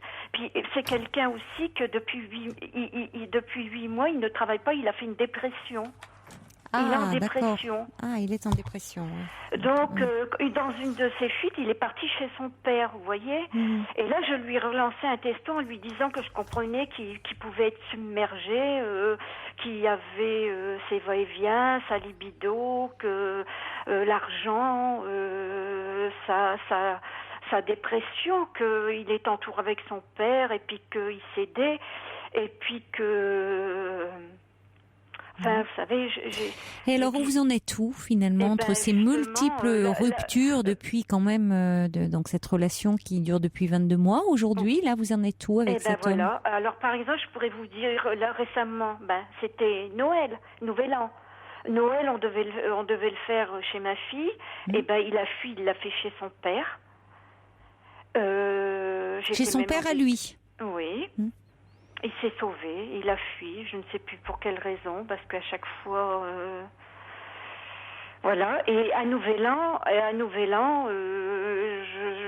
je suis allée je lui ai laissé un message le 22/12 en disant que je ne souhaitais pas que notre relation s'arrête, qu'il fallait peut-être, pour construire quelque chose de solide, un peu plus de temps, qu'on n'avait peut-être pas utilisé assez ce temps, vous voyez, pour bien construire. Mais on n'a pas le même langage non plus, vous savez. Je sais pas comment vous dire. C'est-à-dire que lui, il vous a répondu, vous avez renoué depuis ? Oui, alors je lui ai marqué, je te propose de reprendre une relation peut-être moins stressante, avec des bases plus solides, se faire confiance, se comprendre, au moins comprendre et le alors, qu'est-ce qu'il en dit de l'un et de l'autre. Qu'est-ce qu'il en dit ? Ouais. Oui, mais vous cherchez beaucoup à le comprendre. Est-ce que lui cherche à comprendre ? Est-ce qu'il entend que ça vous fait souffrir à force ces allers-retours ? Ben voilà, c'est ça le problème.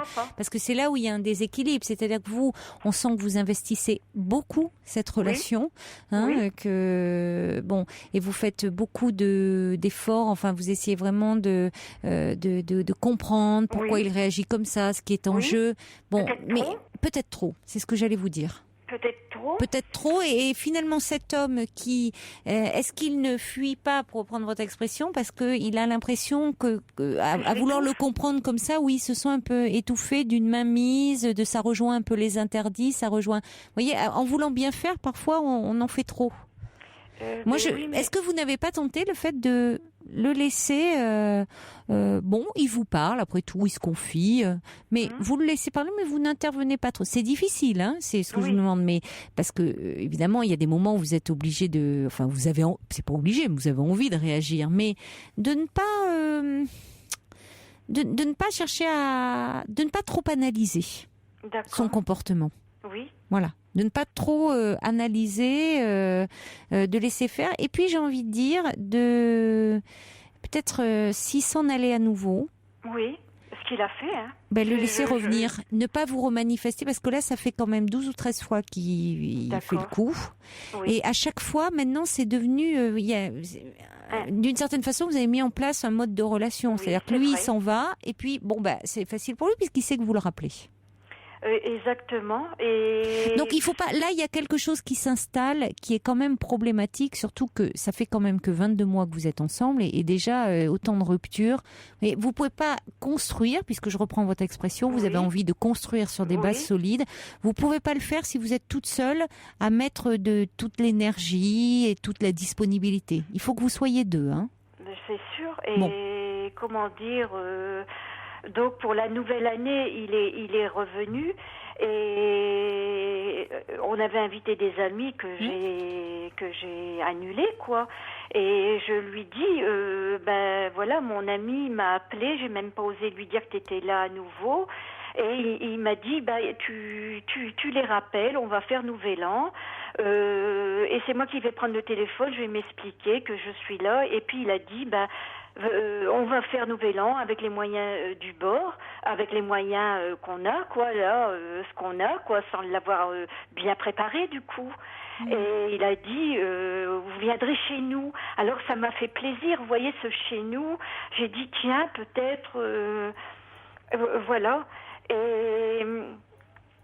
Mais comment dire, le 16-12, vous voyez, un petit peu avant Noël, au moment où il a voulu fuir, je souffrais tellement trop que je l'ai suivi et je l'ai giflé.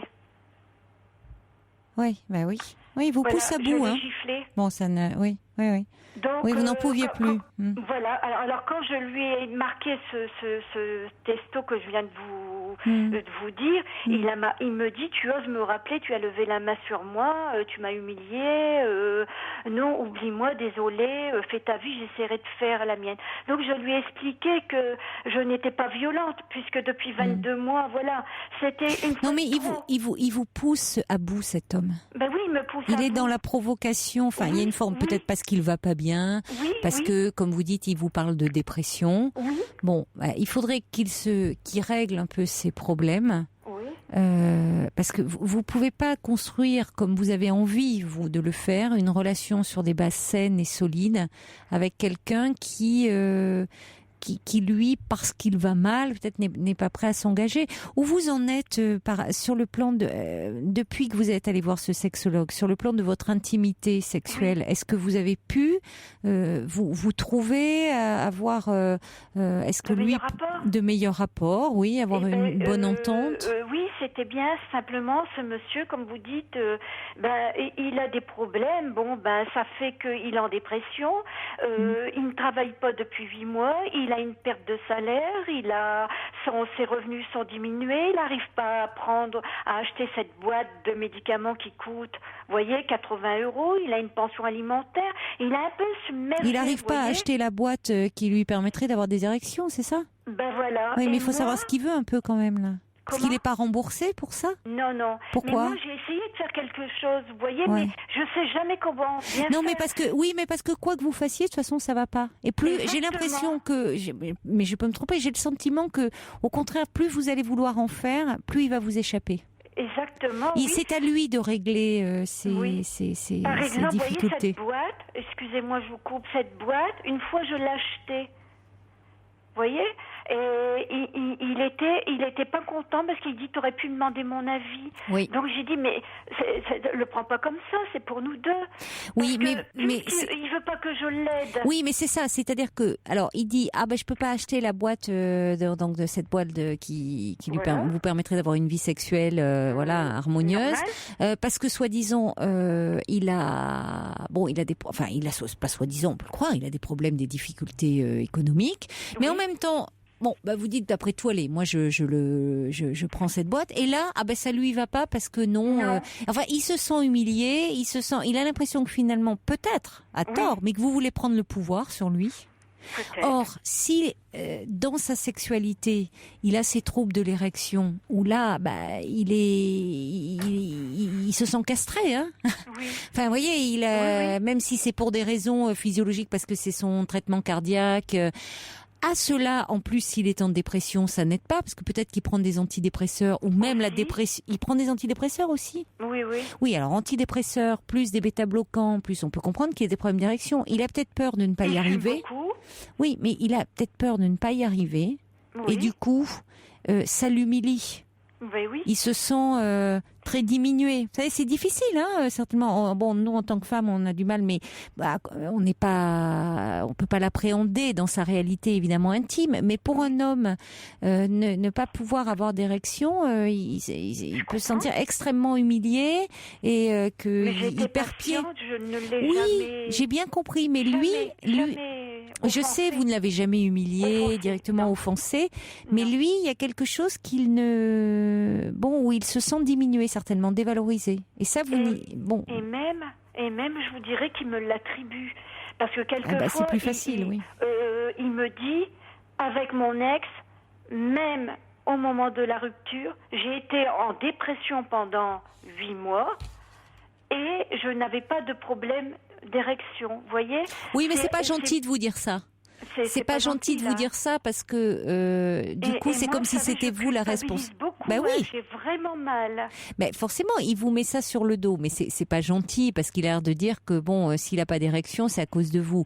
Oui. Dans les faits, vous ne savez pas comment ça se passait avec son ex, donc il peut aussi par un sursaut de fierté qu'on peut comprendre parce qu'ils se sont diminués, dire avant ça se passait bien, alors que c'est pas forcément le cas. Dans les faits, il a des traitements médicamenteux qui jouent sur l'érection, des antidépresseurs, des bêta-bloquants, ça joue sur l'érection, ça crée des troubles de l'érection, des impossibilités d'érection. Donc c'est pas vous qui êtes en cause, mais derrière cela, il y a peut-être le fait qu'il est en rupture depuis 8 mois avec cette femme et peut-être qu'il a pas bien digéré cette rupture. Au fond, il a du mal à faire le deuil de cette rupture. Ça, vous pouvez pas, si vous voulez, le régler pour lui. J'y ai pensé, je me suis dit, il est peut-être encore amoureux de son ex. Il a 2 enfants de 10 ans, peut-être qu'il espère tous les mois. Oui, c'est peut-être douloureux, c'est ce que dit Brigitte. Elle dit comment s'est passée sa précédente rupture. Est-il en dépression depuis? Il semblerait que oui. Ou est-ce qu'il avait des antécédents dépressifs? Vous savez pas bien. Bon. Enfin, comme le dit Alice, c'est pas une raison pour faire de vous son souffre-douleur. Ou en tout cas de vous imputer tous ces problèmes. Donc il y a Laurence de Picardie qui dit, oh là là, 12-13 fois en 22 mois, ça fait quand même beaucoup. Oui. Ne continuez pas dans cette voie parce que ça vous mènera nulle part. Lâchez un petit peu prise. Oui. Ne vous focalisez pas sur cet homme. Il a des problèmes personnels à régler. Et pour le moment, il a des difficultés à construire. Donc plus vous allez le pousser dans ses retranchements, lui dire voilà, moi j'ai envie de construire et autres, plus lui risque de s'échapper. Donc s'il doit s'échapper, je comprends bien que c'est douloureux pour vous, mais Nathalie, vous pouvez pas le rattraper comme ça sans arrêt, voyez, par la peau du dos. Ça va pas. Il m'a avoué quand je lui dis. C'est un rapport de force là un peu. Oui, c'est un rapport de force, mais c'est vrai que je suis perdue, je ne sais plus comment. Oui, vous êtes perdue, ça vous angoisse. Même moi, depuis 3 mois, je prends des anxiolytiques et des antidépresseurs pour la première fois de ma vie. Oui, ça va pas là. Enfin, ça va pas. Si vous en ressentez le besoin et que vous souffrez, vous avez raison de vous faire aider. Mais si c'est parce que cette relation vous angoisse, et ça se comprend, hein, parce que c'est très déstabilisant ces allers-retours là de la part de cet homme. Surtout que ça avait démarré vraiment, vous savez, comme quelqu'un qui, voilà, comme je vous ai dit, ce temps de fiançailles, c'était beau. Qui était merveilleux. Mais tant qu'il n'y avait pas épreuve dans la réalité et où il y a eu cette confrontation quand même, où physiquement. Bon, je vais dire les mots autrement. Lui, il n'est pas à la hauteur. Je dis pas, attendez, ça peut arriver, mais il ne se sent pas à la hauteur. Et du coup, ça peut le rendre agressif vis-à-vis de vous. Et du coup, il vit tout ce qui peut venir de vous maintenant, comme alors que vous essayez de comprendre et autres, presque comme une intrusion. Vous voyez l'exemple de la boîte que vous avez achetée pour ce médicament pour avoir des érections. Il n'a pas supporté. Comme si vous aviez une exigence. Ah oui. Qu'il ne peut pas satisfaire. En tout cas, qu'il a peur de ne pas pouvoir satisfaire. Oui. Bon, donc écoutez, lâchez, moi je rejoins un peu ce que dit Laurence, lâchez du lest, lâchez un peu prise, et vous verrez bien, parce que soit cet homme tient à vous, et après tout il va se dire là, je vais vraiment la perdre, cette fois-ci elle se manifeste pas, elle en a peut-être assez de ça, et il va un peu, voilà. Oui, qu'est-ce qu'il vous a dit ? Le dernier testo qui m'a répondu, parce que je le lui ai encore dit, parce qu'il m'a dit que j'étais agressive. J'ai dit, il faut pas confondre agressive et angoissée. Juger l'autre, c'est facile. Fuir, c'est violent et c'est si facile. Vous voyez, je alors, et vous en êtes où là ? Là, il m'a répondu, j'ai plus rien à te dire, laisse-moi tranquille. Ok, fini. Laissez-le tranquille. Comme quelqu'un dit, il faut être deux dans une relation. Je crois qu'il aime ou bien il est bloqué parce qu'on fait l'amour à trois. Peu importe. Mais à mon avis, il est peut-être pas remis de cette relation. Ça ne fait que 8 mois, cette rupture. Il s'est peut-être voulu se lancer un peu trop vite et ça ne veut pas dire qu'il n'a pas eu un coup de cœur pour vous. Ça montre même certainement qu'il a eu un gros coup de cœur pour vous, hein. Mais il a eu envie d'y croire. Mais dans la réalité, il se rend compte qu'il peut pas, à tous les sens du terme, ni s'engager, ni il est pour le moment trop inconstant, il faudrait qu'il accepte peut-être le temps de vraiment tourner la page de sa précédente relation. Il a peut-être voulu aller trop vite, mais vous pouvez pas régler ça à sa place. Donc, dans la mesure où vous avez reçu ce message, laisse-moi tranquille, mais on voit quelqu'un qui se replie sur lui-même. Oui. C'est pas en allant le chercher, comme vous voulez le faire, en envoyant des textos, en lui écrivant, en cherchant. Au contraire, il va encore plus se replier. Laissez-le. D'accord. Et moi, je fais quoi ? Je reste silencieuse Oui, vous restez silencieuse. Combien de temps ? Vous voyez ? Le temps qu'il faudra. Faut peut-être vous dire, commencer à désinvestir cette relation. Voilà, au mieux, vous aurez une bonne surprise. C'est-à-dire que cet homme peut se rendre compte qu'il est en train de vous perdre et il peut, lui, se manifester pour la première fois dans cette relation, c'est-à-dire prendre l'initiative de renouer quelque chose. Soit il va mal et il faut le laisser. Il l'avait fait une fois quand je lui ai dit, je comprends que tu es submergée, tu vas chez ton père. Écoutez, moi ce que j'entends, Nathalie, c'est que depuis 10 ans, vous n'aviez plus de vie amoureuse. Bon, on m'avait pas dit pourquoi, mais on n'a plus le temps de développer pourquoi, ni bon. Vous avez renoué avec. Ça montre qu'il y avait un manque chez vous, un désir d'avoir à nouveau un compagnon de vie, pas forcément pour vivre avec lui tout le temps, mais pour partager quelque chose. Vous avez ce désir-là. Il y a quelque chose qui s'est réveillé et qui ne va pas s'éteindre même si cet homme n'est plus dans votre vie. Au mieux, je vous dis, vous aurez une surprise agréable parce qu'il va vous recontacter et il y aura quelque chose de possible avec lui. Mais sinon, il y a quelque chose en vous, une petite flamme qui s'est rallumée et c'est ce qui compte. C'est-à-dire que à ce moment-là, eh bien, mettez-vous plutôt, regardez autour de vous, soyez attentifs, peut-être faites des démarches un peu actives pour rencontrer quelqu'un qui sera vraiment disponible pour vous. D'accord ? Oui. Mais pour le moment, vous ne pouvez que, comme le dit Brigitte, laisser passer du temps et il verra s'il est prêt à faire quelque chose. Pour le moment, non. Il n'y a même pas une phrase que je peux dire, rien. Non. Eh oui, c'est compliqué que ça vous échappe. Oui, vous voyez bien que quand vous vous manifestez, ça l'agresse. Oui. Il va pas bien, il faut le laisser. Non. D'accord. Et voilà, laissez un peu de temps et si ce silence vous pèse, allez-vous parler un peu de ça pour envisager l'avenir. C'est-à-dire qu'il y a quelque chose qui a repris en vous, qui s'est réveillé. Vous étiez un peu une belle endormie là. Il y a quelque chose qui reprend. C'est ce qu'il m'a dit. T'étais dans un coma, mais. Oh c'est gentil, oui. Enfin un coma, il faut pas exagérer. Mais non, vous étiez dans une anesthésie affective. Vous étiez votre vie s'est organisée comme ça, sans vie amoureuse. Et puis il y a quelque chose qui reprend. Oui, mais il y a quelque chose qui s'est réveillé. Ne perdez pas ça de vue. Et c'est pas cet homme qui l'emporte. Hein ? Alors, il y a un auditeur qui dit, je vous confirme, cela dit, que ces médicaments pour les érections sont très chers. Presque 100 € pour quelques érections. C'est le budget nourriture d'un chômeur pendant un mois. Oui, vu comme ça. Et lui, il a beaucoup de difficultés, du coup. Oui, mais on voit bien que quand vous lui proposez, vous, de prendre le traitement, ça va pas non plus. Donc, le problème est quand même aussi ailleurs. D'accord ? D'accord. Bon courage, Nathalie. Merci. Au revoir. Merci, Caroline. Au revoir. Au revoir. Pour parler à Caroline Dublanche, appelez le 39 21, 34 centimes les minutes.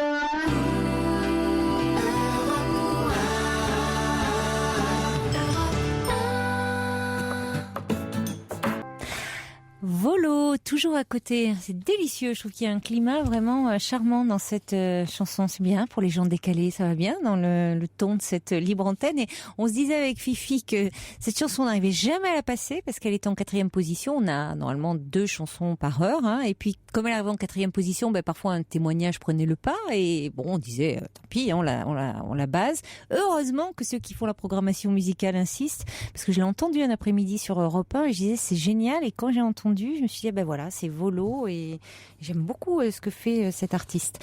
Allez, on accueille France, bonsoir. Bonsoir et merci pour vos moments musicaux. Merci d'avoir pris mon appel également. Mais je vous en prie. Voilà, je suis une grand-mère qui a des relations très suivie et très affectueuse avec ma petite fille de 16 ans et demi. Oui. Elle a raté sa scolarité. Elle n'a pas eu son brevet en fin d'année. Oui. Elle est en pleine rébellion depuis la 5e. Jusque-là, elle travaillait bien. Mais cette 5e correspond à l'année où sa maman, c'est-à-dire ma fille, s'est remariée. D'accord. Elle s'est retrouvée dans une famille recomposée de 5 enfants. Donc les relations avec le beau-père ont empiré, si j'ose dire, d'année en année. Tant et si bien que après plusieurs épisodes un petit peu, je ne veux pas dire tragiques, mais très forts, hier elle a quitté sa maison, elle a laissé un papier sur la table en disant maman, je n'en peux plus, je ne peux pas continuer à vivre comme ça, je veux aller en internat. Parce qu'il faut vous dire que depuis la rentrée, sa mère l'avait inscrite en cours par correspondance pour essayer d'avoir le brevet. Or, cette gamine de 16 ans et demi se trouve donc seule à la maison dans la journée. Elle n'a plus de rapport avec les copines, elle ne voit plus personne. Oui, c'est pas l'idéal. Je comprends qu'elle préfère l'internat. Elle est très surveillée. Par qui ? Par le beau-père, parce que le beau-père a fait installer même des caméras à la maison avec le son et l'image. Mais pourquoi ? Parce que ma petite fille, pendant les vacances du 1er novembre, comme sa maman l'a laissée seule, sa maman est partie avec son mari et puis son autre petite fille de 5 ans en vacances et s'est un petit peu débarrassée de ma petite fille. Parce que ma petite fille, il faut le dire, a mauvais caractère, comme elle est en rébellion. Ma petite fille de 16 ans et demi n'a pas trouvé mieux que d'inviter 2 copines un soir pour coucher avec elle parce qu'elle avait peur de rester toute seule à la maison. Et puis le lendemain matin, la femme de ménage que ma fille avait chargée de surveiller sa fille a découvert les assiettes sales dans l'évier, 2 mégots sur une table de salon. Enfin bref, ça a été tout un truc. Ma fille a appelé la police, etc. Quoi ? Mais c'est pas dramatique. Appeler la police parce qu'il y a des assiettes sales dans un évier ? Je suis perdue là. À la suite de quoi... Ou elle vous a pas tout dit, mais c'est excessif. Oui. Ma fille a fini ses vacances. Et donc, ma petite fille, la deuxième semaine, est partie chez son papa. Et quand elle est revenue, bien, il y avait la caméra à la maison pour filmer les allées et venues des enfants. Oh là là. Et puis même une porte qui avait été codée parce que ma petite fille, paraît-il, avait vidé la salle de bain de sa maman.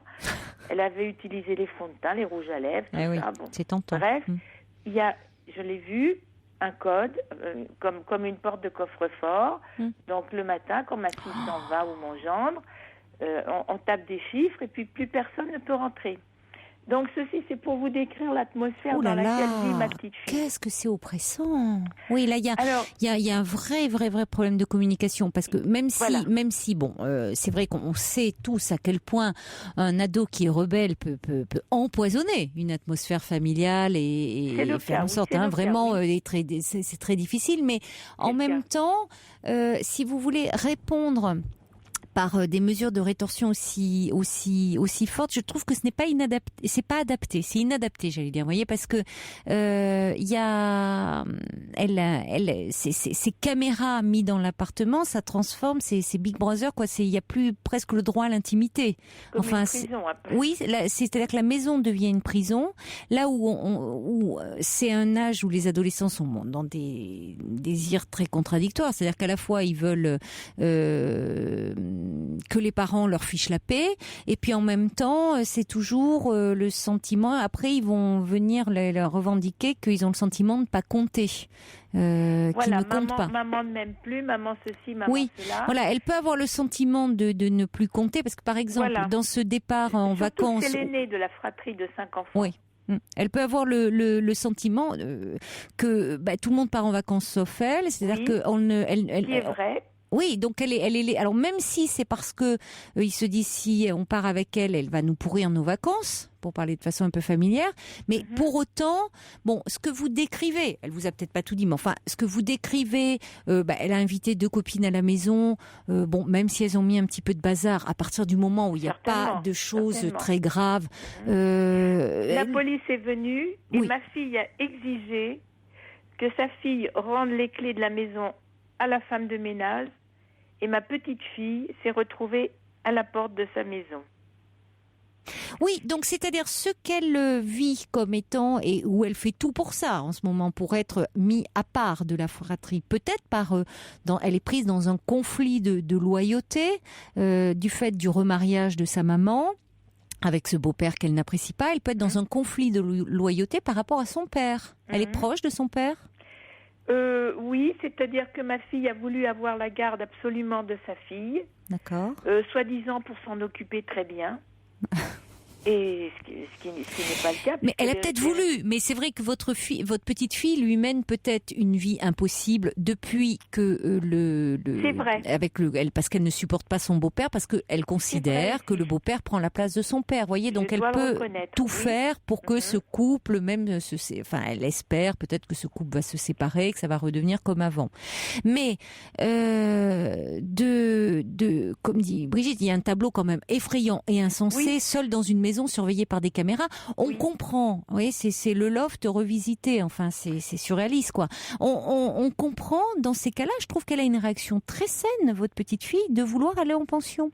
Parce qu'elle a un cadre.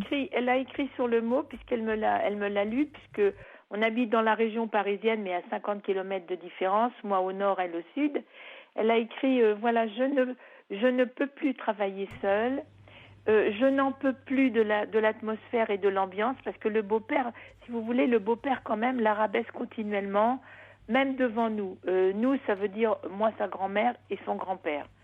On sent par des réflexions par-ci, par-là, que t'as le quotient de ta petite sœur de 4 ans, enfin, t'as le cerveau de ta petite sœur de 4 ans. Mais qui lui dit ça ? Son beau-père, devant nous, les grands-parents. Oui, donc alors en plus, bon, même si cet homme se sent agressé par le comportement de sa belle-fille qui le rejette de son côté, si vous voulez, le fait de l'humilier comme ça, et publiquement, ça, d'aller dire, ça. Et en plus en la comparant à une enfant de 4 ans, donc c'est un côté très humiliant, puis il la rabaisse, bon, même s'il se sent agressé, c'est pas facile, il est adulte lui. Or, il est quand même face à une adolescente.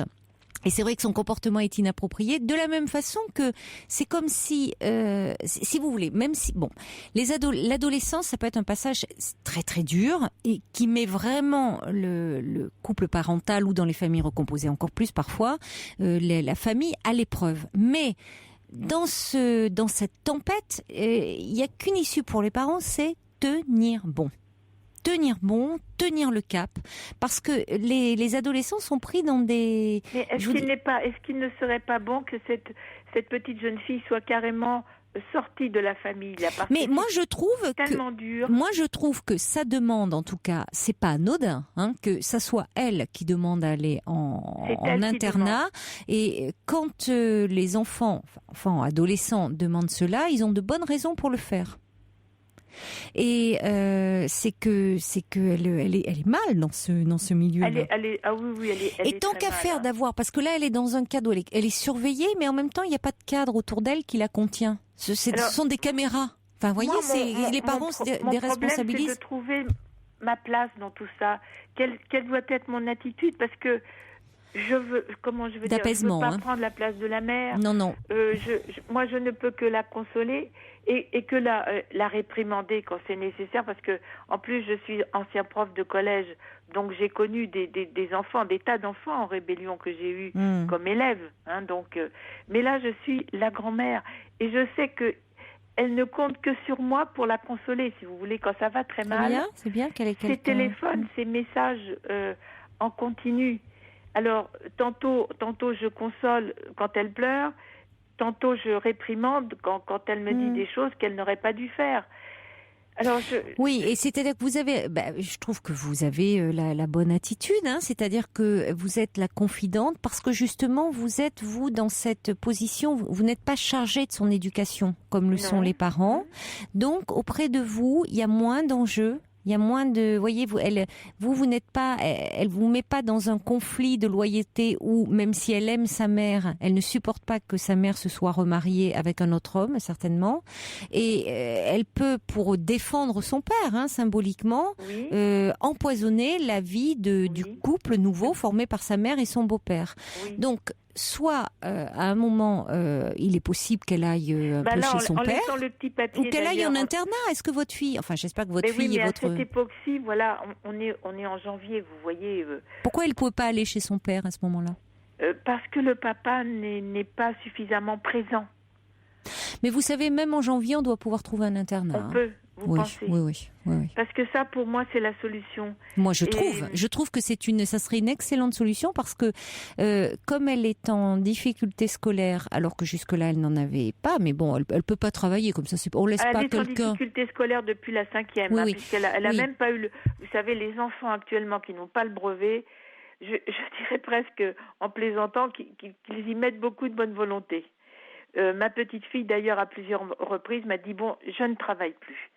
Ce qui me peine énormément, parce que j'ai beau lui dire, mais Alexia, en souriant, en riant, je lui dis, mais tu te tires une balle dans le pied, quoi, parce que en refusant de travailler, c'est toi que tu punis. C'est toi vrai, vous avez raison, et vous avez votre parole est d'autant plus légitime que ça montre toute la bienveillance que vous avez. Vous croyez en elle, et que finalement, elle est en train de se gâcher là. C'est dommage. Elle a des capacités. C'est elle qu'elle punit dans l'histoire.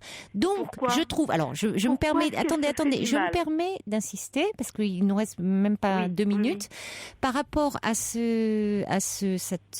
internat. C'est une excellente position. Si vous avez votre fille, vous pouvez dire, écoutez, c'est le mieux parce que le couple peut y trouver un moment un peu d'apaisement, de souffler un peu.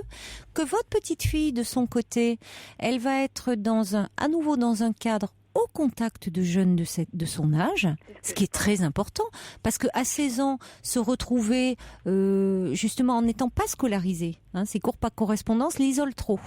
l'isole trop. L'image est terrible, seule dans un appartement où elle est filmée. Bon, elle a plus de contact avec ses copines. Non, donc à l'internat, elle aurait à nouveau les camarades, les pères qui sont tellement importants à cette période de la vie, hein, les amis, les copains, donc c'est important, mais dans un cadre sécurisé, contenant, où elle aura des horaires de coucher, elle aura et où souvent on voit des règles de vie qui sont inculquées par des personnes profs et tout, éducateurs, enfin surveillants, étrangères, donc on accepte mieux parce qu'on n'est pas pris dans des conflits de loyauté et ça sera certainement très sécurisant pour elle. Et pour en finir, je continue à l'écouter, à avoir une oreille bien sûr, surtout parce que comme le dit quelqu'un, ce doit être très très précieux pour elle d'avoir une grand-mère comme ça. Mais c'est pas comme votre fille, parce qu'en même temps, comme vous dites, il y a des moments où vous leur remettez un peu les choses à leur place. Il s'agit d'apaiser les choses, hein, d'apaiser quand même les conflits. Il s'agit pas de dénigrer les parents, surtout pas. Merci beaucoup, France, de votre confiance. Au revoir. Très belle nuit à vous, faites de jolis rêves. Il est 1h sur Europe 1, l'heure des infos présentée par Laurence Gontier.